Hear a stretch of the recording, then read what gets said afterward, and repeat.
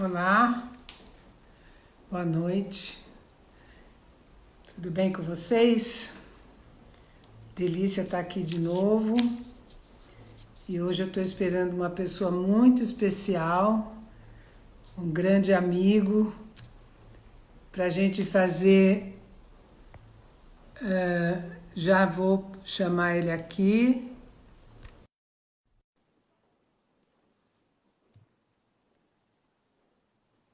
Já deve estar entrando, nosso amigo tenista. Oi, Salib. Oi, Vera, tudo jóia? Tudo e com você? Tudo certinho, tudo certinho. Deixa eu baixar só um pouquinho aqui, que estava no volume máximo. Que delícia estar aqui com você.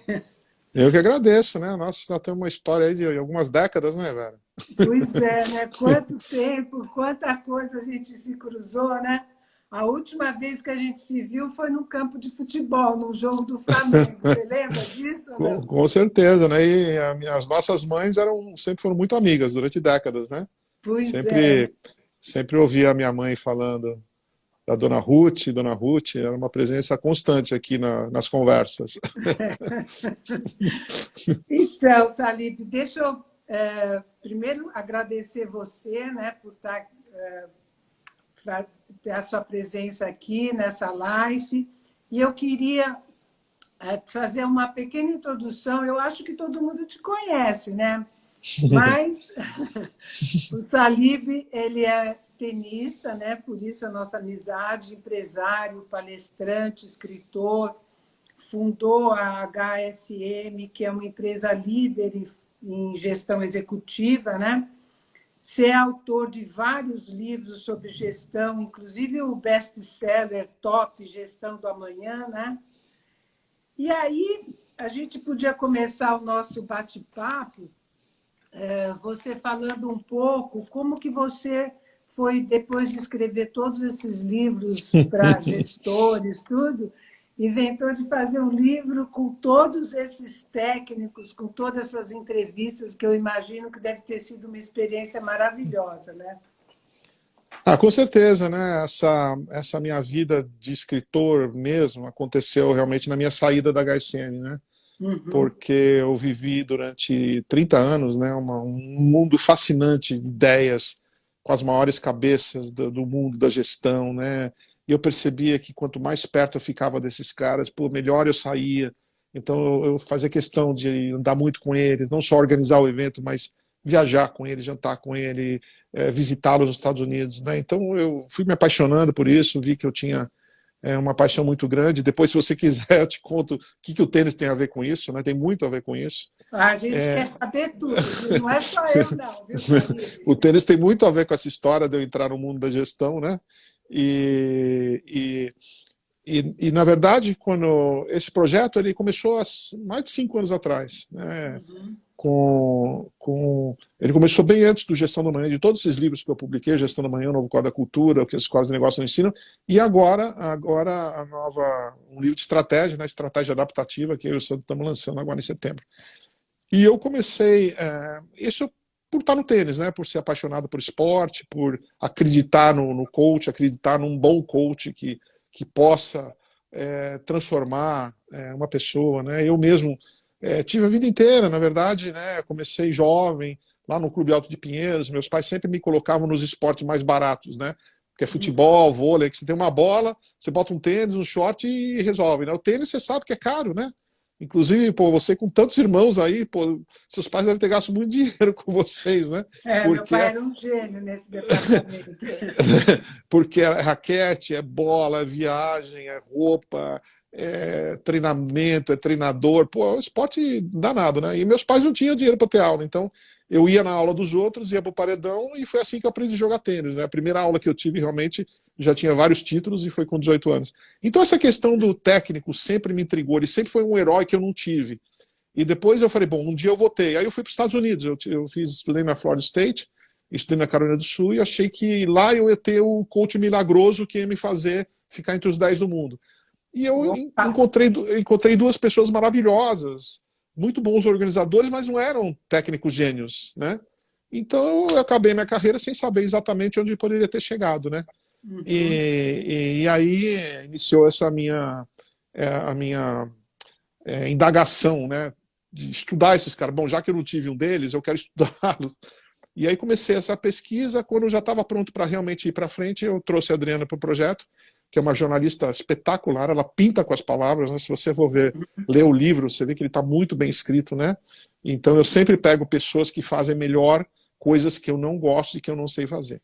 Então o livro está muito bem escrito, tanto que a Adriana não é nem esportista assim do dia a dia, né? Ela sempre foi apaixonada por cavalos, né? Então houve uma parceria muito grande e a pesquisa foi forte, né? Eu falei, bom, já que eu ia nas livrarias dos Estados Unidos e via aquele monte de livros, né? Se você for na Barnes Nobles, tem uma seção assim de esportes, né? E logicamente tem a Amazon também hoje, mas se você ver a parte de esportes, você ia lá, tinha 2.000 livros, mas não tinha um livro que amarrava todo mundo. Tinha um livro sobre o técnico Coach K, tinha um livro sobre enfim, todos esses grandes técnicos, né? Mas do Nick Bollettieri, mas não tinha um livro que amarrava todo mundo. Eu falei, um dia eu vou escrever sobre isso. E aí iniciou-se uma pesquisa, e não foi fácil, né? Porque amarrar 50 caras em esportes diferentes, cabeças diferentes, sexos diferentes, não é fácil, né? E aí iniciou-se essa pesquisa, né, que a gente chegou nas 8 etapas do algoritmo. Eu acho que, inclusive, deve ter sido muito difícil para você escolher os técnicos, né? Escolher o esporte e o técnico. Eu imagino que alguma identificação você deve ter com esses que você fez a opção, certo ou não? Sim, na verdade, eu comecei, logicamente, né, o nosso esporte é tênis, eu comecei pelo tênis, né? Então, comecei, logicamente, pelos caras que eu tive acesso, né? E o técnico que eu tive mais acesso, assim, foi o Brad Gilbert, né, que treinou o Agassi, né? Inclusive o Pedro Zerbini, que jogou tênis lá no Harmonia, é meu pupilo, e ele foi treinado, ele foi treinado pelo filho do Brad Gilbert, né? Então foi ele que conseguiu a primeira entrevista do livro, né? E, logicamente, através do Brad Gilbert, ele começou a falar de outros técnicos, né, que eram exemplos para ele que não tinham nada a ver com tênis.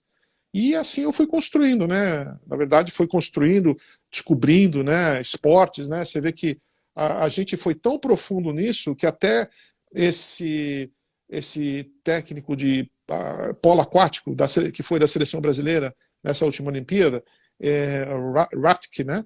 Ele acabou de se aposentar e ele foi definido pelo Wall Street Journal como o maior técnico esportivo de todos os tempos de qualquer esporte, né? E ninguém sabia isso, né? Se você imaginar que ele ganhou 3 ou 4 medalhas olímpicas por 4 países diferentes, então, porra, o cara é um animal, né? Então, essas coisas começaram a intrigar muito a gente foi explorando. Ele não foi um livro que a gente começou com um outline, assim, falando assim, olha, o primeiro capítulo vai ser esse, o segundo vai ser esse. A gente começou totalmente de trás para frente. Sem julgamento, entendeu? A gente começou sem julgamento.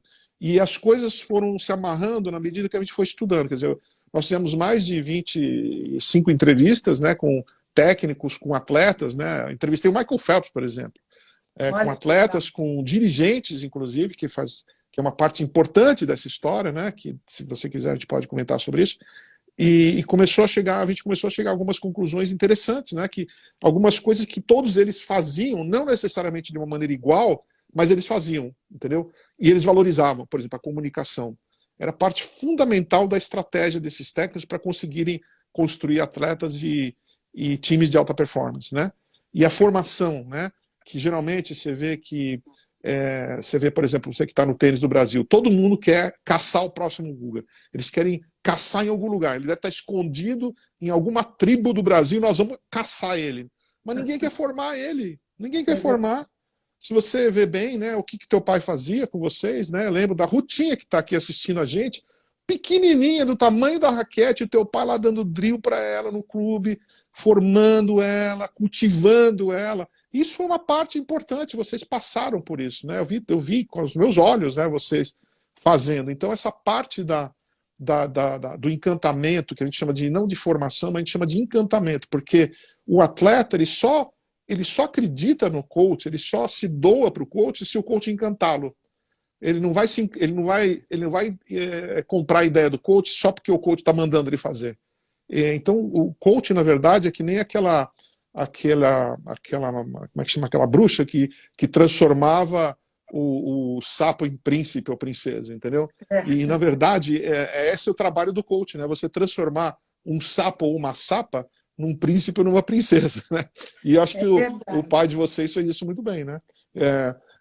Vocês foram ótimos jogadores, mas, pô, dentro da família nasceu um dos maiores técnicos que esse país já teve, que foi o Paulo, né? Que tomara que esteja vendo a gente aqui. Você sabe que é interessante você falar do meu pai, né? Porque o meu pai, ele era um apaixonado pelo tênis, né? O meu pai, ele fez com que a gente jogasse tênis, independente até da nossa vontade, porque ele amava e ele tinha, ele gostaria mesmo de poder ensinar tênis para todo mundo. Ele fez para várias pessoas lá no clube. Ele dava aula, ele adorava, era muito interessante.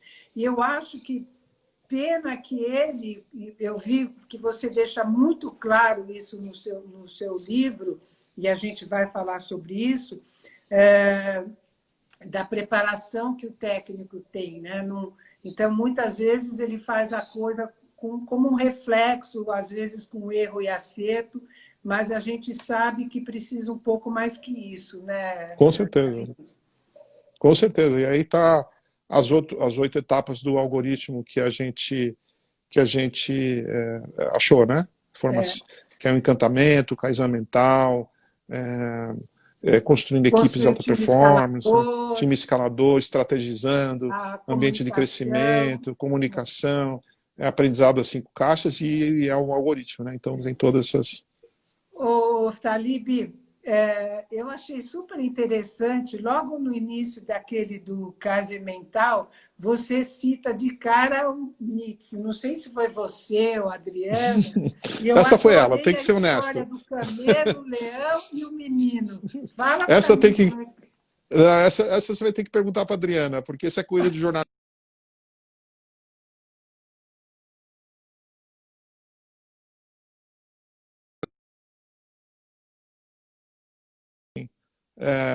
E trazem essas sofisticações aí, né? Mas eu achei bacana, né? Mas eu estava mais preocupado mesmo com o conteúdo lá do livro, né? Mas, não, enfim... mas eu achei muito interessante porque ela traz o menino como se fosse aquela coisa da alegria mesmo, né? E com isso eu já faço o link, que essa você deve saber, do sorriso do Bolt, né? Que ele conquistou todo mundo por causa daquele sorriso dele, né? E eu acho isso maravilhoso, porque você tem que fazer as coisas com essa alegria, com esse amor. Mas você sabe que por trás daquele sorriso, né, tem a parte mental forte, né? Porque lá na Jamaica, com o Mills, que é o treinador dele, ele ensinava muito essa questão de você ser mais produtivo, ser mais rápido quando você está relaxado. E eles viram no estudo que quando a pessoa sorri, ela relaxa mais. Então aquele sorriso não é a troco de nada, não é só felicidade, não. Tem a ver com o relaxamento dele, né? Tá vendo? Ó, você está sorrindo agora, tá super relaxada, né? E você provavelmente, se você fosse jogar, correr, você conseguiria golpes melhores do que estar presa, né? E tá travada, entendeu? Então, atrás desse sorriso, a gente fala muito do livro. Quando o cara sorriu, né? Tá vendo que o sorriso do Bolt tem muita coisa atrás desse sorriso, né? Que é, na verdade, o Kaizen mental, que é a parte do corpo agindo com a cabeça, né? E aí, dentro desse exemplo, você tem o próprio Nuno Cobra, né? Que eu treinou um tempinho também, que foi o cara que transformou o Ayrton Senna, né? E entendeu que se o Ayrton Senna não tivesse o casamento do corpo com a mente, ele não iria, né? Porque, apesar de toda a vontade, toda a dedicação do Ayrton, ele era mirradinho, não tinha físico, né? E aquilo fazia com que ele não conseguia nem acabar a corrida direito. Ele se irritava. E a partir do momento que o Nuno começou a aumentar a capacidade de oxigênio no Ayrton e o tornou mais forte, ele conseguiu focar mais. Então o físico e a mente andam juntos, né? Então esse sorriso não é só felicidade, não. Tem a ver com a própria relaxamento, a chegada, né? A respiração da pessoa. Eu acho que tem algumas coisas, né, Salib, que eu acho que em alguns algum esporte é mais fácil de você fazer ou de você construir do que outros, né? Eu acho que, por exemplo, no tênis é um esporte que ele tem uma dificuldade a mais, né? Eu vi também até que você fala muito do treinador do Phelps, né? Que eu imagino que tem que ser um cara muito especial, né? E você cita essa parte dessa última abraçada que ele explicou que Uhum, tinha que.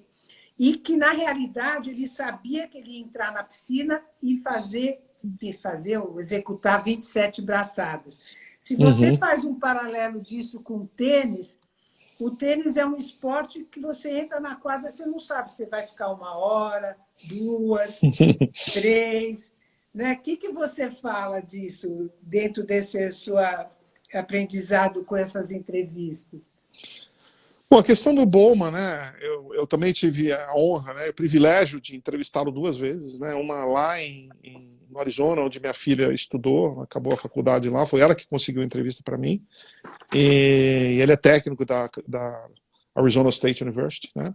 Ele acabou o treino com o Michael Phelps, apesar que ele sempre treinou alguma universidade e o Phelps ia com ele, né? Porque é bom estar num ambiente, um ambiente de treinamento, um ambiente competitivo. Você não consegue botar a natação já é um esporte extremamente solitário. Se você isola o cara entra em depressão, não tem jeito, né? Então o Phelps sempre esteve envolvido com a Universidade de Michigan, apesar de não ter feito faculdade, pelo menos naquela época, né? Ele sempre esteve envolvido treinando em alguma universidade, né? E a história deles é fantástica, né? Um aprendizado. Só a entrevista do Bob Bowman já vale o livro inteiro, sinceramente. Essa questão da última abraçada, né? Aquilo que eu perguntei para ele, falei, mas o Michael Phelps ele nasceu com o corpo de um peixe, né? O que ele fazia? Um cara perfeito, o que ele fazia de mal, né? Ele falou, a última abraçada era a pior abraçada dele. Pô, você imagina só um técnico para ver isso, né? Sabe aquela última abraçada que você dá, que você não. Né? Mas se Você você acha vê. que você já chegou, né? Que nem no tênis você acha que você já ganhou quando você chega no match point. Exatamente. Inclusive o Carlos Quimar, que está nos assistindo aqui, na última vez que eu joguei com ele lá no Rio, eu tive 7 ball nos 2 sets, um monte de 7 ball, e eu tinha certeza que já tinha ganho. O danado foi lá, o teu irmão só dando instrução para ele lá, e o cara foi me caçapou 2 sets, né? Então você nunca ganha até acabar o jogo. E Pois perdi é. 7-6, 7-6. Mas a última abraçada, esse exemplo da última abraçada, ele basicamente ele pega todo o conceito do coach. Porque se você imaginar que o Michael Phelps ganhou uma medalha de ouro por causa da última abraçada, ele nos 100 metros borboleta, lá em Pequim, ele ficou atrás o tempo todo, até a última abraçada. Ele passou o cara na última abraçada. Antes da última abraçada, ele estava atrás. Então ele estava treinado, condicionado para dar a última abraçada, mas só o olho de um treinador consegue ver isso, né? Essa que é a grande diferença do técnico, entendeu?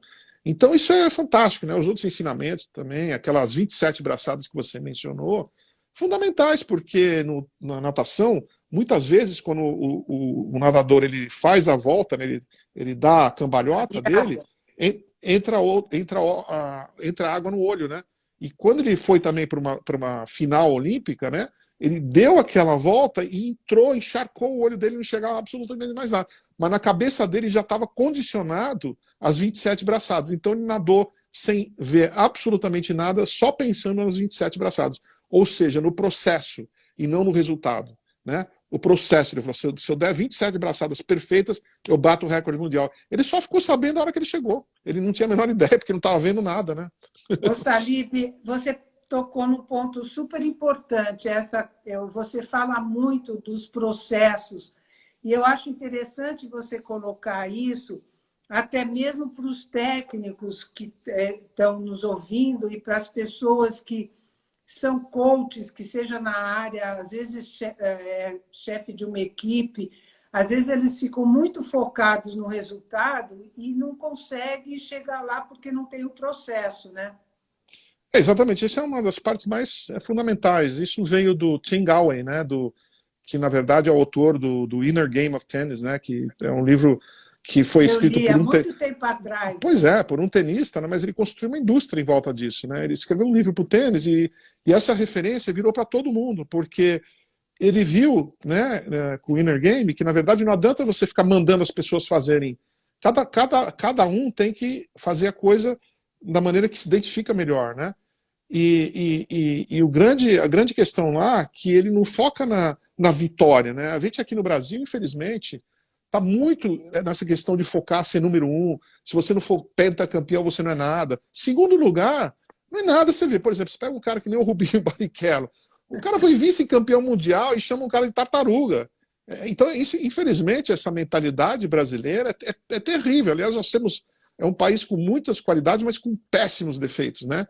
Essa questão de só focar no final. E você vê esses técnicos, eles são focados totalmente no processo. Ele fala assim, faça a parte técnica perfeita que o resultado vai aparecer. Mas não fica focado em ganhar, porque se você fica focado em ganhar, você só olha lá o final, você esquece a trajetória. E a trajetória que vai te levar ao sucesso, né? Você pega, por exemplo, o Nick Saban, que é o técnico de futebol da Universidade do Alabama. É o técnico mais vencedor do futebol universitário dos Estados Unidos. E ele fala para os jogadores dele, ele fala assim, vocês têm que concentrar 7 segundos, que é o tempo que dura a jogada. Vocês têm que dar o melhor e fazer o processo focado em 7 segundos, que é o tempo médio de uma jogada do futebol americano. Depois o resto vocês relaxam, né? Mas aqueles 7 segundos, eles são fundamentais. Então é aquele processo, ele ficava sempre 7 segundos, 7 segundos. Então os jogadores não estavam pensando assim, em ganhar o jogo, eles estavam pensando nos 7 segundos. Porque se eles fazem os 7 segundos maravilhosamente bem, o resultado aparece, né, velho? E aqui é aquela coisa, né? Temos que ser pentacampeão, temos que buscar o novo Guga, temos que ser o número 1 no mundo. Meu, não dá, cara. Isso é muita pressão. As pessoas ficam mais com foco no resultado do que com foco em aperfeiçoar para você conseguir seu objetivo. Isso acontece nas empresas também, muito focado em vendas. Você tem que vender isso, você tem que vender aquilo. Mas quais são os processos para chegar lá? Será que você tem a sabedoria para fazer isso? Será que você tem o know-how? Será que você precisa se desenvolver alguma coisa para conseguir isso? Não adianta ficar dando meta de vendas, sendo que o pessoal, o cara quer que o cara jogue tênis sem raquete, entendeu? Fica difícil, né? E no tênis, eu acho que também trazendo para o tênis, para você conseguir ter algum resultado, você tem que jogar o ponto a ponto. Não adianta, Exatamente. nem você falou, você pode fazer o set ball, pode chegar no match point, mas se você não tratar aquele ponto como um ponto, a pressão que você sofre é tão grande que você não consegue. E você tem toda a razão. Aqui no Brasil, além de nós termos péssima memória, que eu acho que a gente não valoriza todos os nossos campeões, né, que são heróis. Os vices, aqui né? no Os Brasil, vices. aqui no Brasil você tem que ser herói praticamente, né, para conseguir alguma coisa. Eu acho que os técnicos também eles sofrem uma pressão e você vê no futebol também tira técnico, põe técnico, né? Então eu acho Na que verdade, nós não temos. Na verdade, o técnico aqui é um simples, aqui no Brasil, infelizmente, é visto como um acessório, né? Como um facilitador, não é visto como uma prioridade, né? E nesses países mais desenvolvidos, esses campeões, os técnicos são tudo, né? Eles são os reis, eles são os caras, né? E a gente vê bem isso. Eu perguntei para o Michael Phelps, eu falei, Michael, você seria quem você foi sem o Bowman? Ele falou, de jeito nenhum. Eu perguntei para o Guga, falei, Guga, você seria o Guga sem o Larry? Ele falou, de jeito nenhum. E a gente aqui no Brasil não valoriza os técnicos. Os próprios técnicos não se valorizam, né? Eles não buscam aprender, se desenvolver, estudar. Alguns conseguem, mas não são todos, né? E o técnico tem que estar em permanente busca do conhecimento, né? Busca do desenvolvimento. Ele precisa, por isso que às vezes tem muito técnico, Vera, a gente já viu essa história 1000 vezes, onde você vê aquele juvenil com 11 anos, ganha todo mundo, campeão brasileiro, aí ele ganha no 13, no 14, aí com 15 ele pega e muda de técnico. Por quê? Porque o técnico não evoluiu. É muito simples. O técnico não evoluiu. Então o garoto fala assim, eu não vou ficar com esse cara porque o cara não está andando tão rápido quanto eu. Aí ele muda para outro, aí aquele técnico, pô, o cara é ingrato, o cara não sei o quê. Aí você já viu essa história tantas vezes, né? Verdade. Eu acho que isso aí realmente, aqui eu acho que a gente precisaria ter, que os técnicos tivessem esse acesso, porque já é difícil, né? E eles têm que começar a aprender a fazer toda essa transição, porque a transição, eu imagino que em outros esportes seja a mesma coisa, a transição de você ser um juvenil para passar para efetivamente um profissional, você chega num momento que é bem complicado. Eu já vi vários desistirem. Se É. você não tem o suporte de um técnico para fazer essa degrau, é muito Uhum. difícil. E eu até falei, eu comentei com você, né, que quando eu era técnica, que eu comecei a treinar as meninas, que eram meninas 14, 15 anos, eu comecei a perceber tudo que envolvia aquilo. Então, a parte técnica que eu podia dominar bastante bem, eu via que eu tinha que lidar também com a parte psicológica, sabe? E aí que foi que eu fui começar a fazer terapia, procurar uma ajuda profissional para eu poder auxiliar melhor. Então, eu Uhum. acho que você, o técnico, tem alguns times que têm equipe, certo? Então, tem o preparador físico, o fisioterapeuta, o nutricionista, mas para outros esportes, ou então, quando não é alguma coisa muito profissional, o técnico tem que ser um multifunção, né?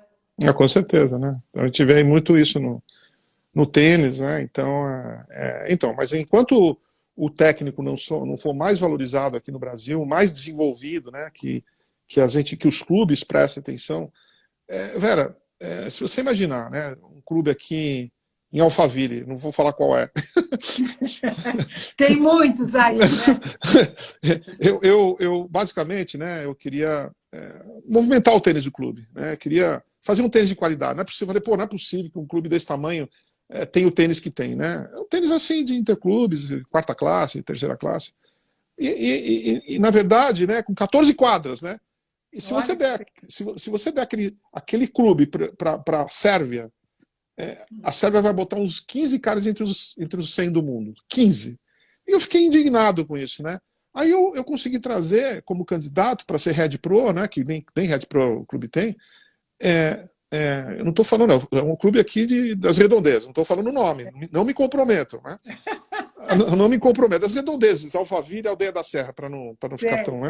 tá bom né? saber. E aí eu trouxe o cara, porra, o cara foi sparring do Pete Sampras, ele graduado na UCLA.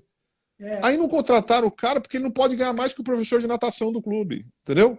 Então, então se o técnico não for valorizado, nós não vamos ter esportistas. Quem vai desenvolver essas pessoas? Sabe, vai aparecer alguma força do além que vai? Não vai. Então, se você não der. Você pega o exemplo aqui do Kirmaier, aliás, acabou de entrar aqui o Fernando Gentil, hein? Esse aqui é um grande fã seu, essa Fernando parte. Gentil é um craque na tecnologia. Essa aqui eu vou parar, não vou contar a história de vocês, mas vamos para outra história aqui. Você pega o Kirmaier, que está aqui assistindo a gente. Pô, ele sempre foi um bom jogador, mas ele nunca foi um grande jogador até os 30 anos de idade. O que aconteceu com 30? Ele pegou outro irmão, o Paulo, que é um gênio, né? Que conseguiu, aos 30 anos, levá-lo para ficar entre os 35 do mundo e 4 de dupla do mundo inteiro. Que nunca teria acontecido, porque 30 anos é praticamente final de carreira de muitos jogadores. Né? Então você vê que o papel de um técnico, e o Paulo fez o trabalho dele, o cara que sempre estudou, sempre buscou, sempre se aprimorou, sempre leu. E você não precisa necessariamente ter sido um grande jogador, tanto que o Bob Bowman, o técnico Michael Phelps, ele é um nadador medíocre, é um nadador ele não foi nem destaque na coisa. E por incrível que pareça, os melhores treinadores são aqueles que foram esportistas medianos. Eles não são grandes caras, porque o grande cara, o talentoso, primeiro que ele não tem saco de ensinar, porque metade do problema dele foi dado por Deus, aquela coisa que o Marcelo Meyer falou que... O ego não permite, né? Exatamente. Então o cara que foi jogador mediano é o Zé Roberto Guimarães. Ele foi um atleta mediano, nunca se destacou realmente na seleção, né? Pô, mas é o maior técnico do mundo, ele e o Bernardinho, né? Então essa questão do técnico, a gente não precisa trazer o Guga para o clube para desenvolver jogador, porque aquele cara que tem dificuldade, que não nasceu, por exemplo, meu caso, né? Eu não, pô, eu tive, sabe, para mim foi sempre no tranco, sempre no tranco. Enquanto todo mundo tinha que treinar 2 horas, eu tinha que treinar 5, entendeu? Era terrível, né? Se eu não treinar 5 horas, o motor não ligava, né? Então essa é uma questão difícil na verdade, o técnico aqui precisa ser valorizado, né? E não é, né? Não é nem nos homens nem nas mulheres. Tanto que nós temos algumas ilhas de excelência, que é o vôlei que conseguiu se destacar por isso, né? Que com o Bernardinho, o Zé Roberto, mas já vem, é um trabalho de base, totalmente integrado com os clubes, com as escolinhas, com o adulto, né? Com a federação jogando junto. E aí você consegue desenvolver coisas, mas é uma ilha. Se você conseguisse replicar, eu vejo, por exemplo, o caso do vôlei, né? O Zé Roberto, que na verdade tudo que nós estamos falando no livro, o Zé Roberto e o Bernardinho fazem, né? E fazem muito bem, não é? Sabe, eles são brasileiros, mas eles fazem muito bem. Não é à toa que os dois somados têm umas 6, 7 medalhas de ouro, né? Então, se você e é uma pena porque ninguém está aprendendo com o vôlei, sabe? Eu gostava que aqui... Como assim, Salib? Ninguém aprende, por exemplo, você tem uma iniciativa, né? Eu não vou falar nomes, mas aqui perto de Alphaville, né? Que tenta formar campeões. E o Zé Roberto passa de vez em quando. Ninguém pergunta para ele como é que faz, cacete. Você tá entendendo? Meu, deixa o cara falar.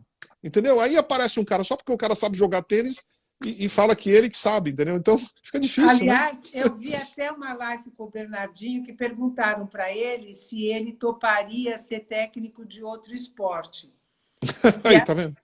Se a expertise dele como técnico de vôlei serviria para outros esportes. E ele falou que sim. Claro, que desde que ele tivesse alguém que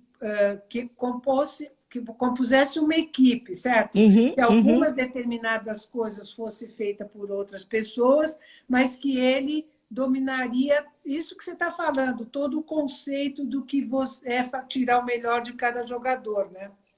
É verdade. Então, isso é fundamental. Enquanto nossos técnicos não forem desenvolvidos e valorizados, o esporte do Brasil vai ser essa coisa mediana que nós somos, né? Chegar toda a Olimpíada e já sabemos onde que nós vamos parar, né? Então, por isso que, na verdade, eu escrevi esse livro muito pensando nisso, né? Eu falei, porra, eu me envolvi muito com o esporte, velho. Eu ajudei, não só joguei, como ajudei, consegui, junto com a minha iniciativa aí com o Jorge Paulema, com o Neco, o Nelson Hertz, com daqui para fora, pô, conseguimos mandar mais do que 450, consegui patrocínio para o Merigene, tirei o Nico da sala de gamão e botei no tênis, né? Poucas pessoas sabem dessa história. É verdade, né? Conta que eu o Nico, história. Aí que tem o olho porque eu também, modéstia à parte, eu me considero um bom técnico, né? Eu só não fui mais para o esporte porque no final eu acabei indo para o mundo do conhecimento. Mas eu daria um ótimo técnico, fui um bom técnico dentro do que eu consegui. O Luiz Mata, que chegou a 27 do mundo, né, 29 do mundo, inclusive o Paulo que o levou a isso, ele com 20 anos, ele tinha parado de jogar tênis. Ele estava no 3º ano de engenharia. Era o meu último ano para jogar. Eu ia fazer MBA e eu nunca tinha jogado na Europa. Eu joguei na América do Sul toda, nos Estados Unidos, no México e tal, mas nunca tinha jogado na Europa. Eu falei, pô, eu vou jogar alguns torneios na Europa antes de me aposentar de vez para fazer o MBA. Só que não tinha ninguém para treinar. E a única pessoa que jogava tênis no clube, assim, de nível, era o Nico. Mas ele já tinha parado. Eu fui na sala de gamão, implorei para ele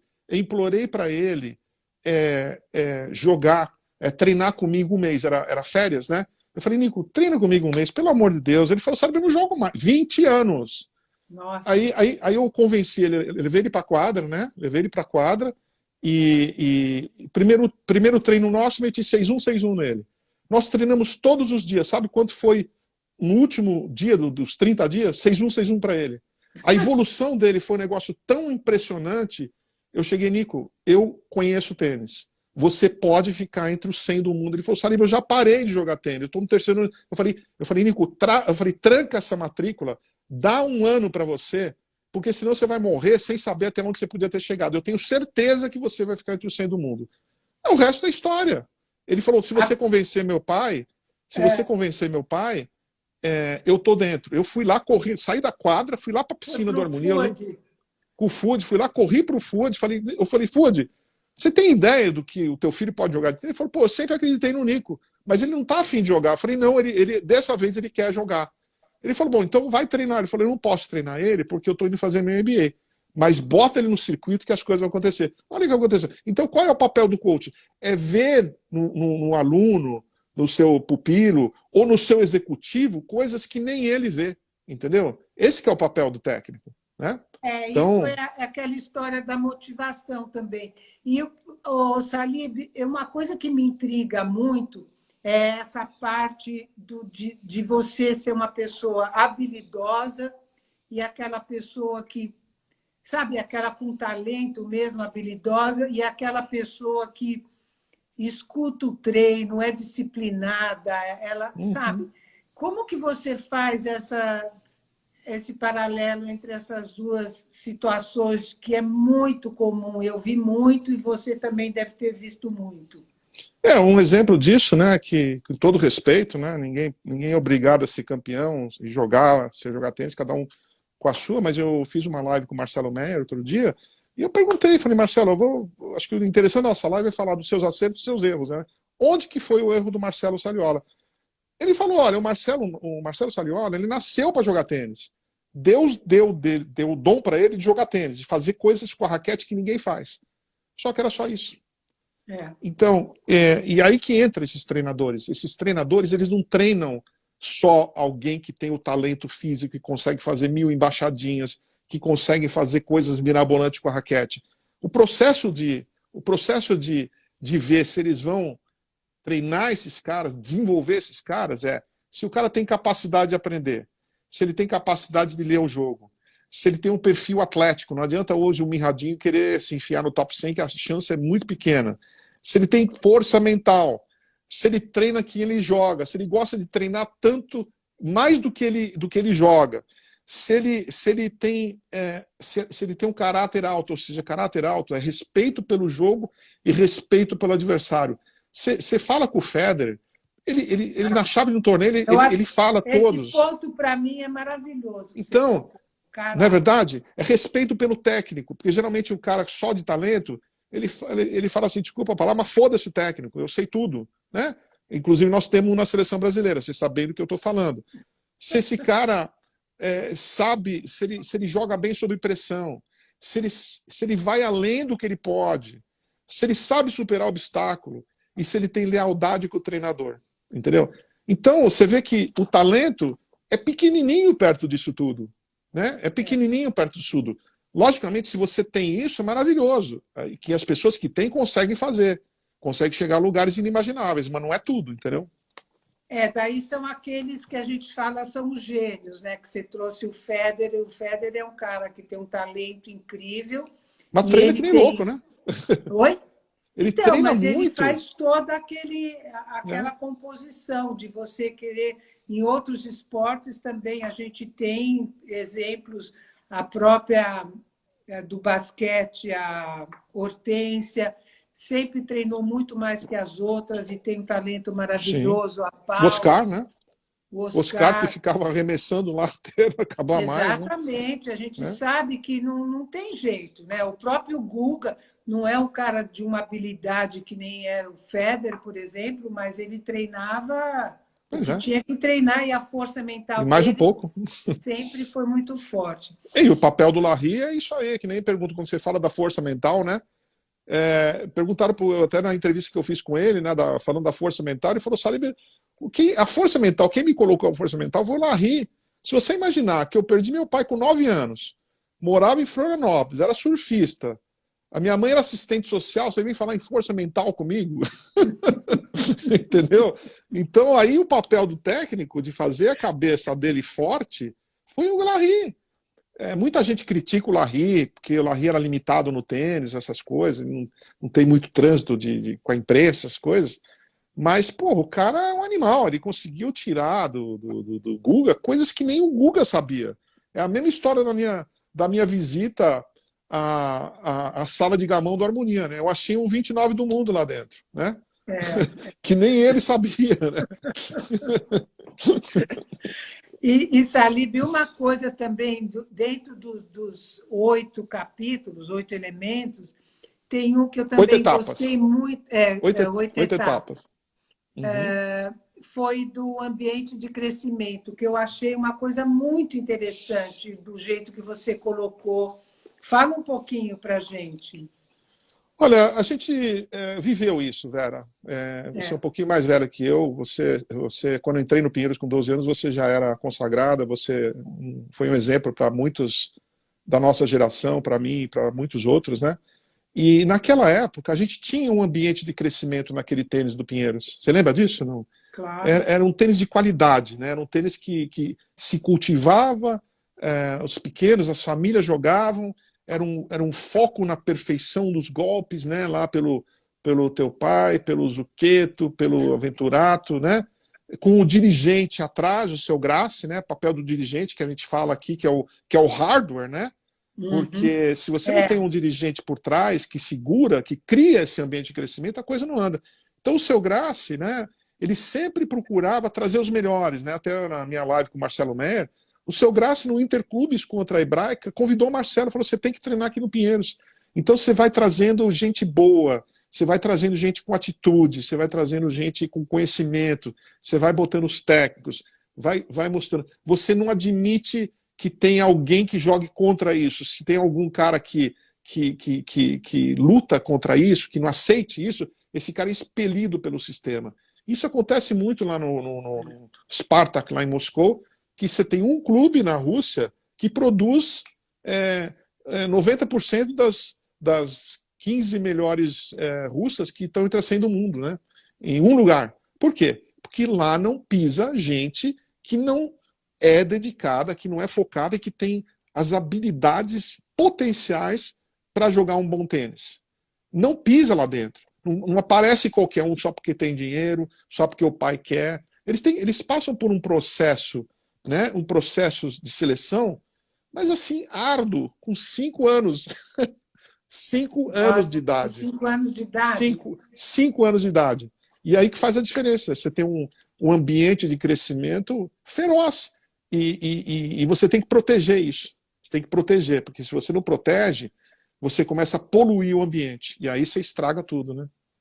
Ô, Salib, eu vejo que aqui no Brasil, infelizmente, a gente tem mais dificuldade nesse ambiente propício, como você chama, ambiente de crescimento.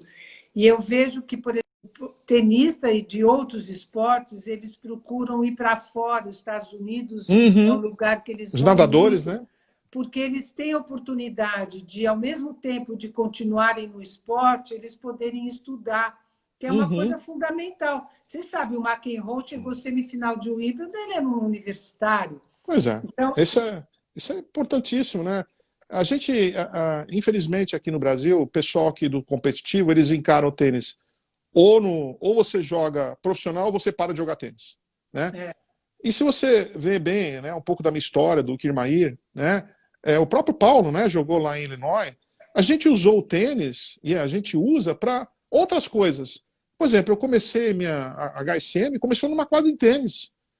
fala um pouco disso. Se eu não tivesse dado aquela aula naquele dia para aquele cara, eu talvez não estaria aqui com você, entendeu? Então, eu estava lá tinha acabado o meu MBA, a gente estava com o projeto da HSM, a gente estava quase desistindo, a gente não conseguia patrocinadores, e aí eu tinha um aluno, Pierre Loeb, que faleceu recentemente, com 99 anos, ele já tinha uma festa programada com 100 anos, aí infelizmente o Covid pegou ele, lá na Barra do Una, com 39 graus à sombra, ele me botava para dar aula. Quadradura, né? Você jogou naquela quadra já, não? Sim. Pois é. Ele me botava para dar aula para todos os amigos dele. Era o preço que eu pagava para poder ir para a praia, né? E chegou um dia, Vera, que eu tinha dado assim umas 8 horas de aula. 31 de janeiro de 1986. Eu tinha dado 8 horas de aula. Estava sem brincadeira, estava uns 35 graus, 36 graus. Eu estava morto, sim. Apesar de jovem, 26 anos, eu estava morto. O Pierre falou: Salib, eu quero que você jogue mais com esse meu amigo aqui, né? Dá uma aulinha para ele, por favor. Pô, não podia falar não, né? Então, porra, Tava morto. E aí eu olhei, era um americano, o cara veio com um tênis Bamba, com uma camiseta furada e tal, né? Aí o que aconteceu naquela aula? Eu podia ter simplesmente enrolado o cara, coisa que a gente vê toda hora nas quadras, né? Os professores enrolando o aluno, né? Podia enrolar o cara ia gostar do mesmo jeito, fazer umas brincadeiras, fazer o cara correr. Eu falei, eu vou dar a melhor aula da minha vida. Eu vou fazer esse cara. Eu perguntei, você já jogou tênis? Ele falou assim, olha, eu jogo tênis há 20 anos e nunca consegui melhorar. Eu falei, pô, mas você joga? Ele falou, meus professores falam que eu não tenho jeito. Sabe o que eu falei? Eu falei, eu vou fazer você jogar tênis. Em 1 hora, eu consegui fazer esse cara trocar bola comigo, Vera. Ele ficou tão impressionado. Ele falou, porra, e era noite de Réveillon, ele falou, vamos tomar um champanhe depois? Eu falei, vamos, é um prazer, né? Aí quando eu cheguei, quando acabou a aula, eu estava indo lá para a casa do Pierre, para dentro. Pierre, quem que é esse americano? Ele falou, o maior joalheiro dos Estados Unidos, o Ronald Winston, filho do Harry Winston, né? Porra, eu falei, puta, brincadeira. Pô, eu falei, olha para quem eu dei aula, né? Podia ter subestimado esse cara. Aí eu peguei, fui lá para ele e ele falou, José, eu fiquei impressionado com que nenhum professor conseguiu fazer com que você fizesse comigo. Vamos dar uma volta na praia amanhã? E eu quase entregando, a gente quase desistindo do projeto. Eu falei, vamos dar uma volta na praia amanhã. Aí começamos a andar na praia, ele falou, pô, mas você é um cara muito talentoso, você conseguiu fazer uma coisa incrível comigo, você tem talento, tenho certeza que vai poder fazer coisas. Você não tem um projeto? Eu falei, tem um projeto, né? Aí ele me perguntou, qual é o projeto que você tem? Aí eu contei a história, o que era o projeto da HSM. Ele falou, me encontra no Maxud, segunda-feira às 10 da manhã. E foi o nosso primeiro patrocinador, a gente nasceu por causa dele, por causa de uma aula de tênis, olha que coisa. Né? E o que eu fiquei focando? No processo, né? Em fazer esse cara bater na bola direito. Né? Que é o grande problema do Brasil hoje, os técnicos, eles ficam mais focados em você vai ser o número 1 do mundo, você vai ver o próximo Guga, você vai não sei o quê. Ensina o cara a jogar tênis direito, pô, o resto é consequência, entendeu? Não, e fora que eu acho que o esporte é uma coisa tão maravilhosa que, independente de você chegar a ser um top 10, de você jogar até torneio, você nem precisa jogar torneio. Pois é. Só o fato de você praticar um esporte, eu acho que é maravilhoso. Então, eu acho que é interessante o técnico ter essa paixão, como você falou, e você deve ter mostrado essa paixão para ele, né? Que ele falou, esse cara eu quero conhecer, porque ele faz as coisas direito, né? Eu não fui, né, não fui o top 10, que era o meu sonho, mas todas as atitudes, todas as minhas estratégias, a maneira como eu tentei me desenvolver no tênis, serviram para toda a minha vida profissional, né? Não tem uma coisa que eu não faço que não lembre as coisas do tênis, né? Então, eu sempre falo, eu queria ser número 1 do mundo no tênis, né? Como não deu certo, eu falei, bom, eu vou ser número 1 do mundo em alguma outra coisa, e deu certo, né? Então, a HSM, por 10 anos, virou a maior empresa do mundo de eventos e desenvolvimento gerencial. E foi tudo por causa do tênis. Então, assim, infelizmente, aqui no Brasil, o pessoal tem muito essa obsessão de achar o próximo Guga, e esquece que você pode mandar um jogador, uma jogadora para uma universidade americana e dar essa chance para ele de poder estudar, de poder jogar também. Claro. As pessoas falam assim, porque se ele for para os Estados Unidos vai poder jogar muito. Eu falei, porra, eu fui para os Estados Unidos, eu jogava 7, 8 horas por dia. O meu técnico falou assim, se eu tivesse 2 de você, eu pedia demissão. Você pode jogar quanto tempo você quiser, né? Então, essa minha experiência nos Estados Unidos, ela foi fundamental para mim. Se eu tivesse parado de jogar tênis e ido por circuito, então eu fico morrendo de dó que a gente tem essas iniciativas aqui e os caras não deixam, eles ficam falando, parece qualquer moleque aí que ganha algum torneio importante juvenil, porra, convence o moleque a parar de estudar só para jogar tênis. Lógico, o moleque vai querer, porra, nessa idade eles não têm capacidade de pensar para frente, de saber que eles vão ter um trabalho, eles vão ter responsabilidade. Então ele vê, pô, tem alguém me patrocinando, tem um técnico, então eu vou embora, eu paro de estudar e a hora que dá, não der em nada, esse pessoal acaba se perdendo, eu morro de dó, né? Morro de dó de ver esses jovens, meninos e meninas fazendo isso, acho criminoso, inclusive, né? De não darem uma chance deles fazerem uma universidade dos Estados Unidos e jogar como tantos de nós fizemos, inclusive o Carlos, o Kirmaí, que está nos assistindo. Queria mandar um abraço também para o Antônio Prieto aqui, que estudou na Florida State, jogou também, e está lembrando que hoje é nosso dia, dia do tenista, né? É Então, parabéns, mesmo, né? parabéns para todos nós. Estou vendo um monte, acho que dá uma chave de 32 aqui, pelo que eu estou contando aqui. Com o Fernando Que Gentil, delícia, não, com o Salim. Kirmaí, cabeça 1, e o Fernando Gentil, cabeça 2. E você? Ah, eu tô 3. lá de cabeça 7, 8. Ô, Salib, a gente já está. Daqui a pouco terminamos. E você fala muito, eu acho que a estratégia é uma coisa super importante, inclusive na nossa vida, né? Uhum. E isso que você falou agora, de ter o projeto, não a curto prazo, de você ser estrategista do que você vai fazer com a sua vida, inclusive na hora que você pega um adolescente ou um jovem Uhum. para mostrar o caminho, né? Lógico, planejamento de vida, né? Planejamento de carreira, né? De carreira não tanto, mas de vida principalmente, né? Do que as coisas que você pode fazer, para onde você vai, acho fundamental isso. Ô, Salib, ó, tá aqui teu livro, ó. Isso aí, pessoal, comprem, leiam.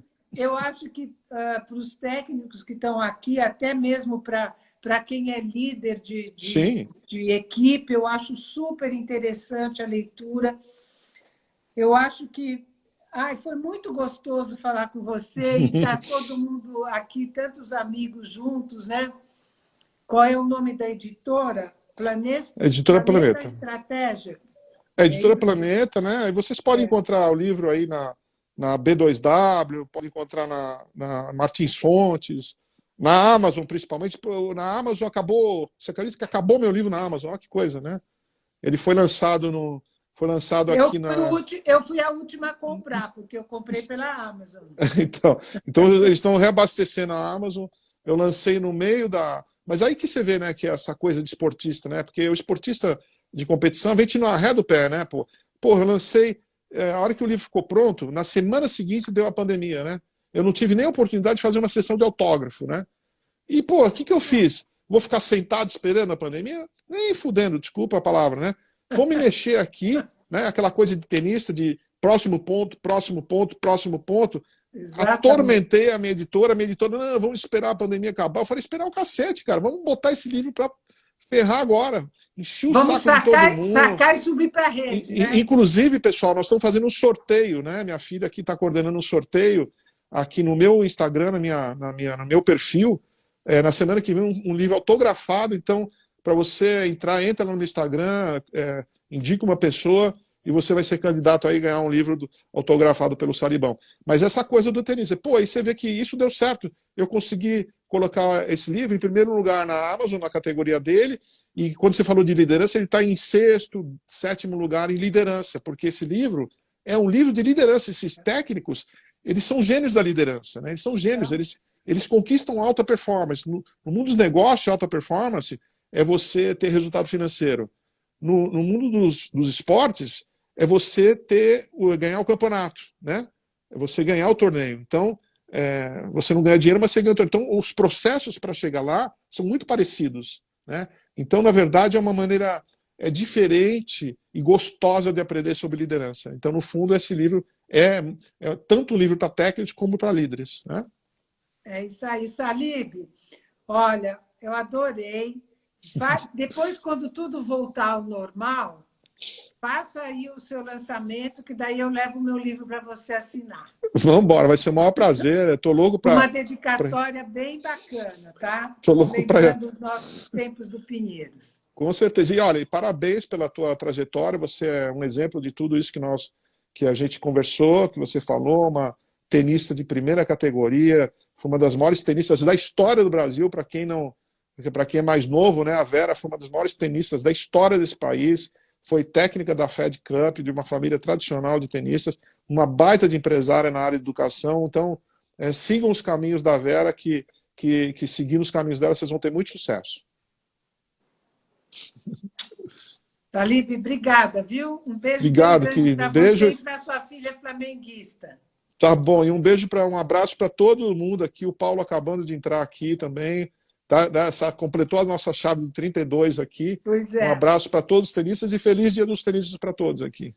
Tá bom, Salib, obrigada. Tchau, Hein? querida. Vou encerrar Tchau. aqui. Tchau, um beijo.